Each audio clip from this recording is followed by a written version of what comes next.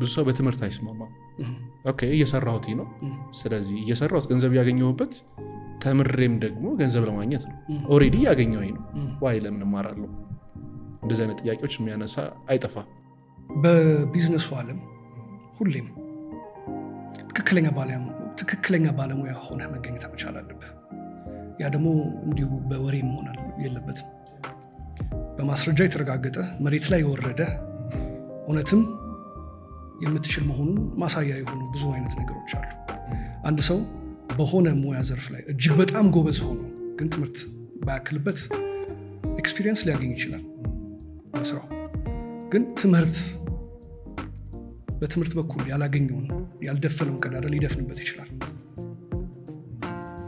ትምህርት የሙያ ልምድ ሙሉ ኳስ እኮ ነው ገጠምከው ማለት ነው ግን ገጠምከው ማለት ኢን ሴንስ ሁሉ ነገር ታውቃለህ ማለት አይደለም ለካ ትዳብራለህ ለካ ታድጋለህ ትሰፋለህ ትበዛለህ በዛ ነገር አምንበታለሁ ማለት ነው በትምህርት ለማያምኑ ሰዎች እኔ እዚህ ጋር ወራጅ አለ ማለት ፈልጋለሁ ትምህርት ትልቅ መሳሪያ ነው ቀልድ አይደለም ትምህርት ለሀገር ለራስ የምታበረክትበት ትልቅ መሳሪያ ነው ብዬ ነው የማምነው እንግዲህ እኔ በዛ መልኩ ነው ያደግኩት ብዬ ነው የማስበው ከተማርክ ወደ መሬት የምታወርድበት ነገር ምንድን ነው ከቤተሰብ ትጀምራለህ ከአካባቢ ትቀጥላለህ ምክንያቱም ያንተ ፐርፐስ አገልግሎትህ ነው ያንተ ፐርፐስ ዓላማህ አይደለም እኮ ሰዎች በአንተ አገልግሎት የሚሰጣቸው ስሜት ማግኘት ነው this is what I'm created for ብለህ የምታስበው ነገር መሆን መቻል አለበት እንዴት ደስ እንደሚል እኮ እየተማርክ መስራት it's the best of two worlds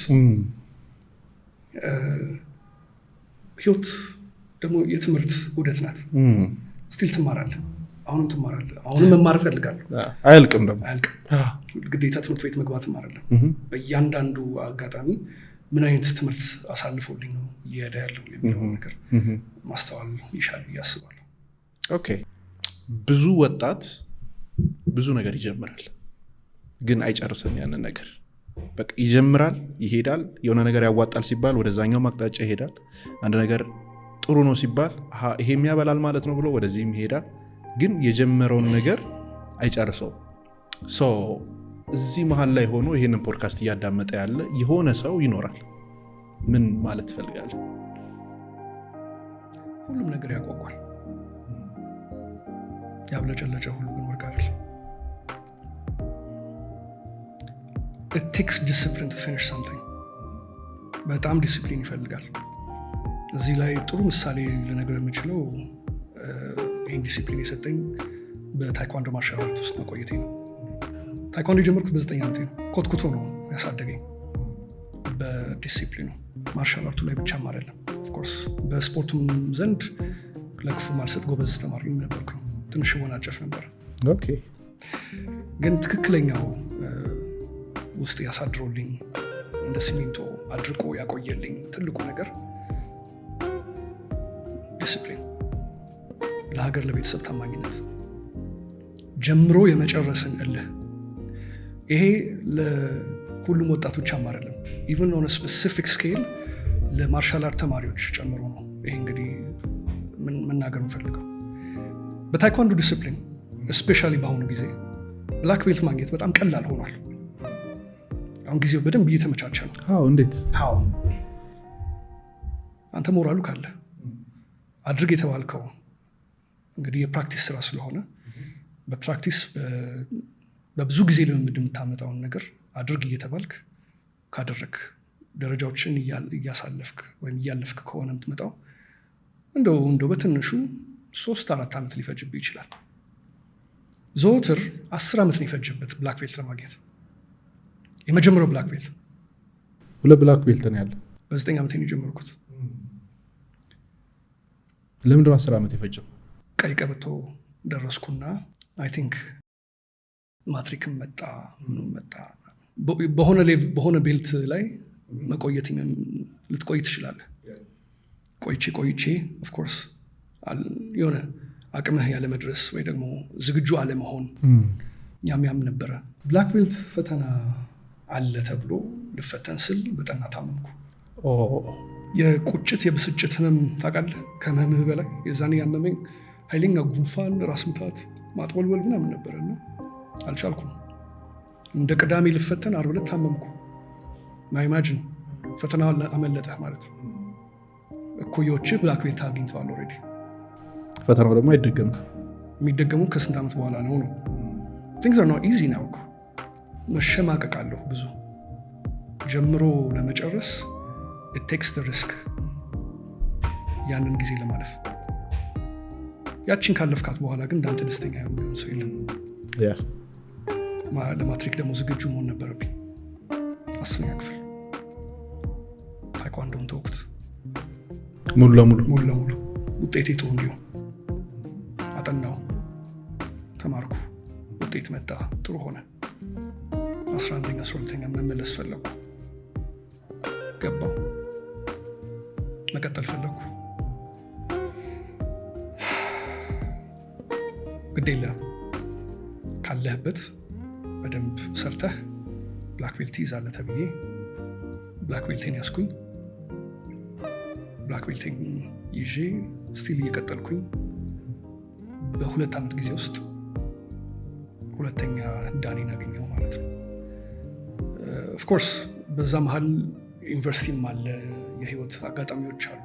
በመሀል እንዳትቀጥል የሚያደርጉ ነገሮች ናቸው። ግን ዋናው ዓላማዬ ብላክ ቤልት የምትለዋ ኮንሴፕት በቃ እውነትም እጄ ላይ ያገኘዋት ማለት ነው። ማይ ቢግስት ኢንስፒሬሽን ለታይኳንዶ ብሩስ ሊ ነበረ። ቤት ያውቃለሁ፣ ብሩስ ሊ በጣም ነው የምወደው። እራት ላልበላ እችላለሁ ወይ የሆነ ሰው እንደዚህ እያጎረሰኝ ምናምን ነው የሚያልፈኝ እና ይሄ ቅድም ያልከው ጥያቄ መልስ እንዲሆነ ጀምሮ ያለመጨረስ እልህ ቀስ በቀስ ነው የሚካብተው። የሩቁ እዚህ ጋር ካልታየህ አትጨርስም። እዚህ ጋር ሙሉ ስዕሉ ከመጣልህ ለመጨረስ ምንም አይነት ኤፈርት ተጠቅመህ እንደምትጨርሰው ውስጥ ስለሚያሳምን ታደርገዋለህ። እና ያን በማድረጌ ደግሞ ምንም አልቆጭም፣ ደስተኛ ነኝ። እውነት ነው የሁለተኛ ዳን ጥቁር ቀበቶ ባለቤት ነኝ። እያንዳንድሽ ብትሳፈጭ እዛም ሳይሆን ከጥያቄው አንጻር ለመመለስ ያክል ነው። እና ብዙ አይነት አጋጣሚዎች እንደ ምሳሌ መጥቀስ ይቻላል። ይሄ አንደኛው ነው ለማለት ያክል ነው። የመጨረሻ ውጤት እዚህ ጋር ካልተሳለላችሁ አይመጣላችሁም ነው። የቴኳንዶ ላይ እንግዲህ ሁሉም ስፖርቶች የየራሳቸው የሆነ ዲስፕሊን አላቸው፣ የየራሳቸው የሆነ ደግሞ መተዳደሪያ ደንብ ደግሞ አላቸው። በአንተ 2 ዳን የማግኘት ቆይታ ውስጥ ፐርሰናሊ የራስ መተዳደሪያ ደንብህ ምንድን ነው? አንድ ሁል ጊዜ በሰዓት መገኘት፣ ሁሌም ለቤተሰብም ለሀገርም ታማኝ መሆን፣ ማልደራደርበት ነገር፣ በተቻለኝ መጠን ነገሮችን በፍቅር ማሸነፍ። በቃ መስመር አድርጎ ያስያዘልኝ አስተማሪ ይህንን ሁሌም ነገሮችን በፍቅር ማሸነፍ አለብህ የሚለውን ነገር ነው። ለዛም ደግሞ አናንስም ቀጣይ ለሚመጣውም ልክ ነው። ኦኬ ሶ ወደ ጆርናሊዝሙና ወደ መድረክ እንምጣ።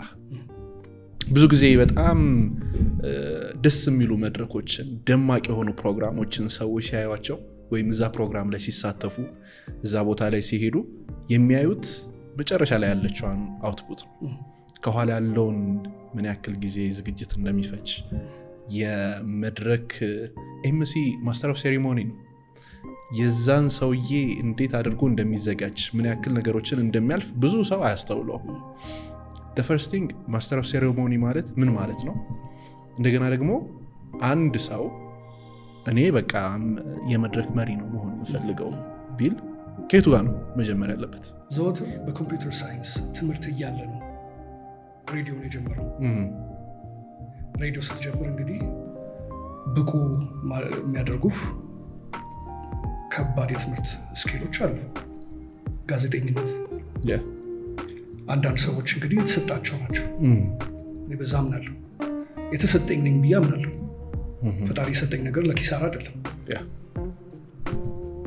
እየሰራው እያለ ግን ራሴን አፕዴት፣ ራሴን ማሻሻል፣ ራሴን ማስተማር ነበረብኝ። ለካ በዚህ መልክ ነው የሚሆነው፣ በዚህ መልክ ነው መስራት ያለበት የሚለው እውነትም ለዛ ነገር የተሰጠኝና ማድላትም እንዳለብኝ የገባኝ በቆየው ልክ ነው። አንድ ሰው ወደ መድረክ መምራት ስራ ውስጥ መግባት ቢፈልግ አትሊስት ምን ሊያስፈልገው ይችላል?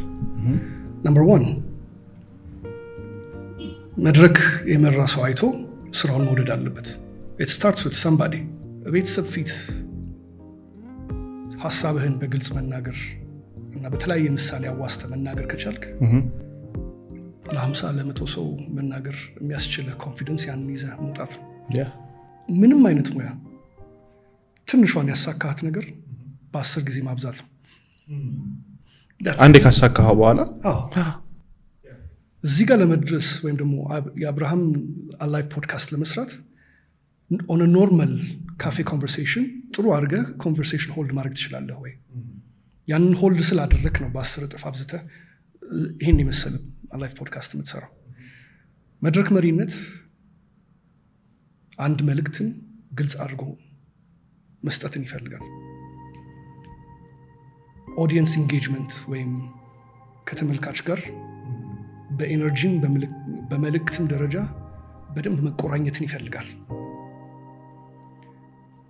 መድረክ መሪ የኢቨንቱ ወይም የዝግጅቱ ተናጋሪ ብቻም አይደለም፣ ዝግጅቱ ነው እሱ ራሱ ነው። ይህን አርገህ ተላብሰህ ካላወቅከው you're not an MC። እኔ እንግዲህ በጣም በፓሽን ስለምሰራው ነው ይህን እንደዚህ አድርጌ ነገር። ስለዚህ ይቻላል። በአንዱ ቋንቋ አትሊስት ጎበዝ መሆን መቻል አለብህ። you have to be a very good speaker, very good።